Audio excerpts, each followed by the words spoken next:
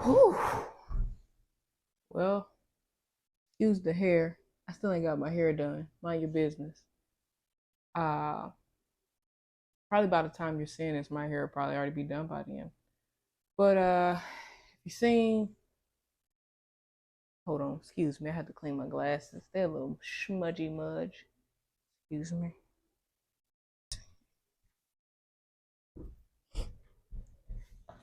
All right, let's redo this shit, shall we? All right, it's Tay back with another movie breakdown. I know what you're thinking. This is gonna be just like all other movie breakdown podcasts. It's not, cause I just be saying shit and I go off my own opinion.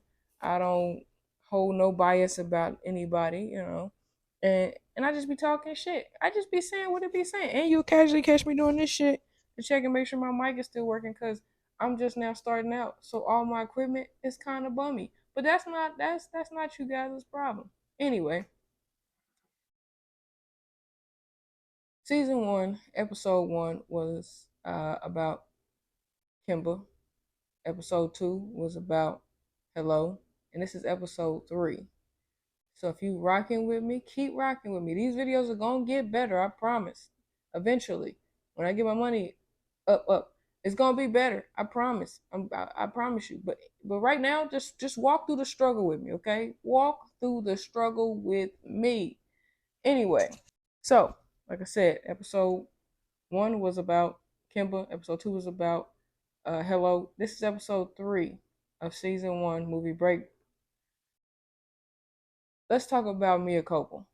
Okay, I heard a lot of negative things about the movie, so when I watched it for myself, I watched it with I'm gonna say, an idea that the movie wasn't gonna be top tier. Turns out, movie's actually pretty damn good. Too much hate on this movie for it to be as good as it actually turned out. There are a little loose ends, a little bit of confusion, but the movie actually is pretty good. You just gotta pay attention to what you're looking at and understand what you're looking at.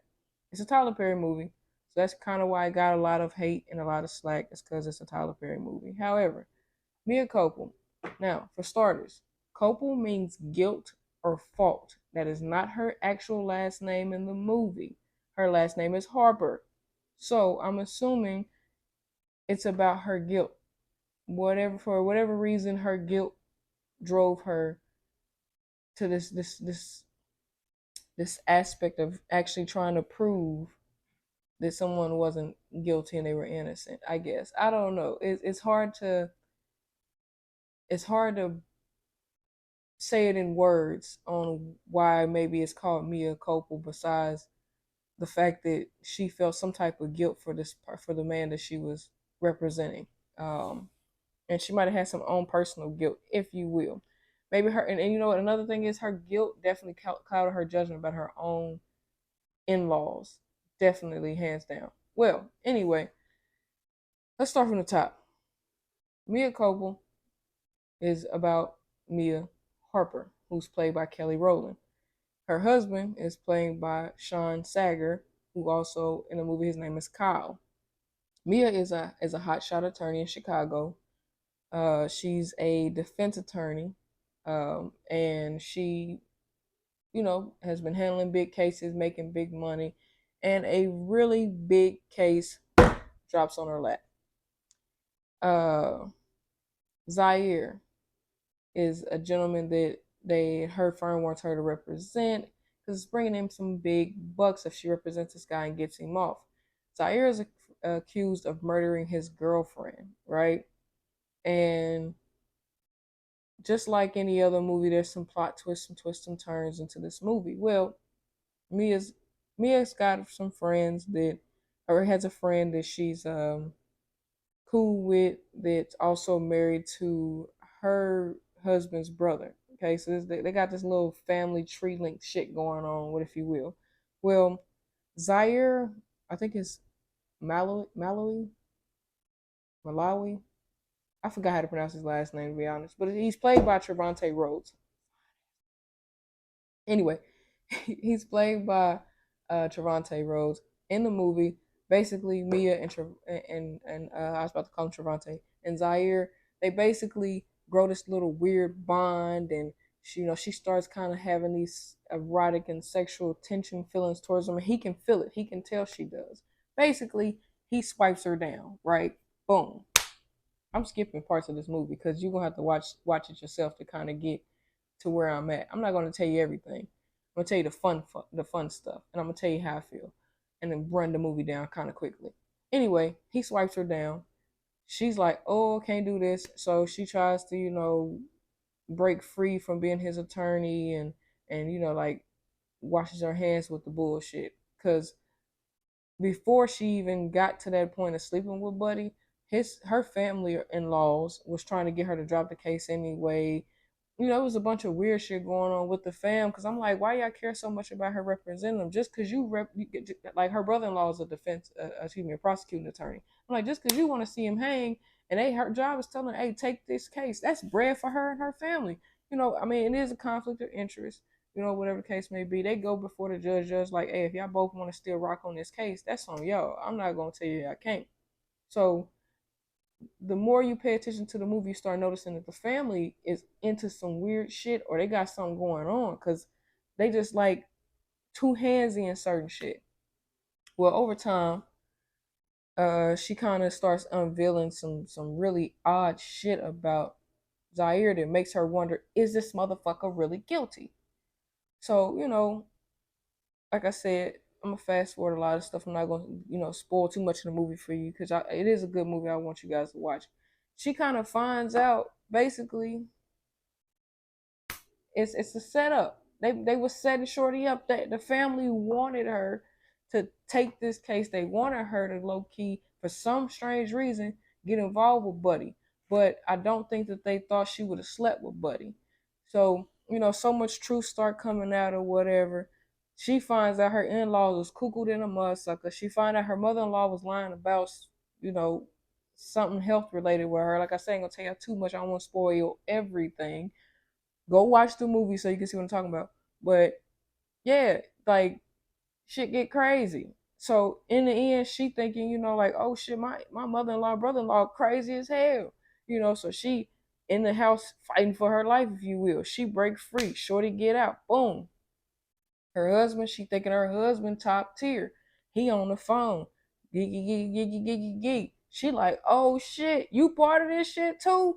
You're about that hoe. So, turns out family was against her, plotting and scheming on Shorty. Nonetheless, I'll be back up. My food's in the oven. Hold on, I'll be back. My bad. I'm kind of jumping all over the place with this movie, and I'm sorry, y'all. My mind is like, I should be reading my notes. Let's see. Anyway, so the thing that kind of threw me for a loop though is Zaire got these paintings of different women in his house, but they all underneath pictures of each other and shit, right? And Mia found that out from an old lady he was smashing. She told her about the shit. So she kind of like screaming through them motherfuckers, and she find a picture about the girl that they saying that he whacked. She run about that hoe.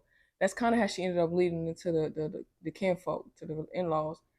But the thing that threw me off too is, I'm like, why did the prosecuting attorney brother-in-law want Zaire head so bad? Like, what did you have against Buddy? Turn out Zaire then bang, smashed, lipped, and slipped his wife too. So I'm like, damn, all this because your wife gave him some cheeks.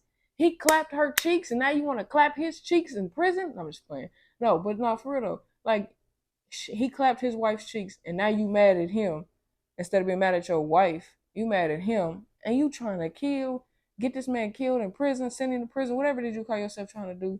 It's like, when I was watching the movie, I was just like, damn, bro, that's sick as hell. Like, you really had it out for Buddy so bad that you would set him up to look like a murderer so you can hang his ass in prison because he clapped your wife's cheeks? That's crazy. And it never really disclosed if she was already married to him at the time when he clapped Shorty cheeks, or if it was after or whatever. I mean, before, not after, but before. They don't ever really disclose that part. So when I say that Tyler Perry did leave some loose ends in the movie, and I don't know if he did it intentionally, so he can have room to maybe write a second part to explain the things that we didn't see in the first one. but it's not a bad movie. I do feel like, I might want to rewatch it again to kind of like reveal some things that maybe I might have missed. It is an extremely long movie. I think it's like an hour and a half, maybe hour 45 minutes. Let me see. It's a 2 hour movie. I was wrong. It's a 2 hour movie. So like I want to say like the first 25, 40 minutes of the movie is more so of collecting information. It's not it's not rushed, but it is a collection of information that you kind of gotta pay attention to. And I want to say maybe in the middle of the movie you start seeing unnecessary shit. I'm not gonna lie, it is some shit in the middle of the movie that's kind of like unnecessary, but necessary at the same time, I guess, for the plot. But overall, for a 2 hour movie, there are some things that could have been taken out and replaced with more important things, but it still was a watchable movie. It's not something that I'm gonna go back and just rewatch again after watching it the first time. Like I might watch it sometime again in a week or two, but it's not like a movie that I'll be like, oh my god, I'll never watch that again. That was trash. Like people who said that, I think they capping. Because I'm pretty sure if somebody put that movie on at a movie night, they're gonna sit there and watch that whole movie and they're gonna be like, oh dang, I didn't know that or I didn't see that. You know, I rushed this breakdown and I apologize for rushing it because I don't want to spoil too much of the movie. Like if I could, I would tell you verbatim for what happened, split by split. But I kind of want you guys to still go and watch these movies, and come back and put in the comments and tell me what you thought about the movie, what you would have liked to hear me say happened in here so you can go and watch it to make you want to watch it more than just me telling you to go watch it. Like I said, this is only episode 3. I'm going to get better and better. But it's like I kind of don't want to spoil too much of the movies for y'all, and I definitely don't want to spoil the end of Mea Culpa because if I spoil the end of the movie, you're gonna be like, oh, ain't no point in me watching it now because now I know what happened. Instead, I want you guys to go and watch it so you can find out what happens with Zaire, what happens with Mia, what happens with Sean, or Kyle. I'm not Sean, but Kyle. His name is Sean in real life, but Kyle happens with brother-in-law, what happens to mother-in-law, what happens to the girl that she's cool with is married to brother-in-law, like, and what really happened with the girlfriend, who killed her, was she killed, how was she killed. Like I want you guys to go see that, and once you watch the movie, put it in the comments, tell me what you found out. Do not spoil the ending for anyone else. If you want to DM me, you can, and I will say because this movie been out for a while now. I'm trying to see when did it get. It was released on Netflix. Honestly, IMBD did score really low. It was a 4.1. I forgot to put the scores in for the other movies in my video, but it should be at the end of what IMBD did score. But it is scored really, really low. But from my understanding, it actually did pretty good on Netflix at least. Um, but if you guys have any other movie suggestions you want me to watch, please put them in the comments or DM me. Or if you see a random post of mine, comment on there, hey, can you watch this movie? Like I said, over time, these videos are going to get better. Just bear with me while I learn my footing, while I learn what I want to do, while I pace myself, while I can figure out what's necessary in these breakdowns and these movie breaks. Once again, the movie we were talking about was Mea Culpa. It's very interesting, to say the least. But the people were Kelly Rowland, who played Mea Culpa, Trevante Rose, who played Zaire Malloy, uh, Sean Sager, who played Kyle, Shanna Thornton, who played Charlize, Nick Sager, who is Sean Sager's older brother, who played Ray, that's the brother-in-law, and then Ron Rico Lee, he played Jimmy, and you'll find out why Jimmy's important. And there's a whole host of other people in the movie who honestly, in a way, they do but don't matter. The old lady that Zaire smashed is Angela Robinson. Her name is Renee in the movie. You might know her from Tyler Perry's The Haves and Have Nots. She played Veronica, devious bitch, and I love her though. And then the mother-in-law was played by Carrie O'Malley. Her name was Azealia in the movie. Um, there are a few other people in the movie, that I didn't mention because they don't really hold a big weight. I do not remember what the girlfriend that he's on trial for being for murdering. I don't remember what her name was exactly, but nonetheless, he had some top tier actors in this movie, at least playing the major roles that were necessary. Because I must say, Nick Sager and Sean Sager, you can look at them and tell they're brothers. Um, you can look at them and tell that they definitely probably been acting or practicing their acting skills together because they kind of act the same. Kelly Rowland, we all love and know Kelly Rowland more than just Destiny Childs. We know her from many other things. But Sean Sager, Trevante Rose, Nick Sager, and Angela Robinson, I only know them four from starting out in Tyler Perry films. So while everyone is throwing shade at Tyler Perry for writing the same movies, applaud him for giving these black people jobs and making sure that they can continue to act and get more roles with other companies beyond just him. He's not blackballing them and stopping them from going anywhere else.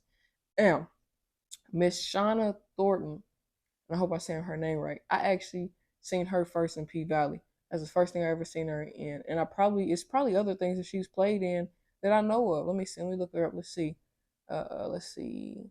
Oh, she played in the Dynasty, but I didn't watch it all the way. But okay, she played in the Dynasty.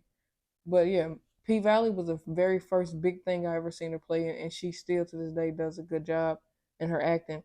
Um, but nonetheless, Mea Culpa once again was to me. I would have to give it a 7. No, I'm gonna say a 6.7, 6.7 out of 10. Still a good, decent movie to watch. Like I said, it's not something I'm gonna go running back and watch back and back and back. But it is still a good movie. It still leaves some mystery. Still has some open endings. I just feel like people automatically give it the thumbs down just because who wrote it, and that's fine.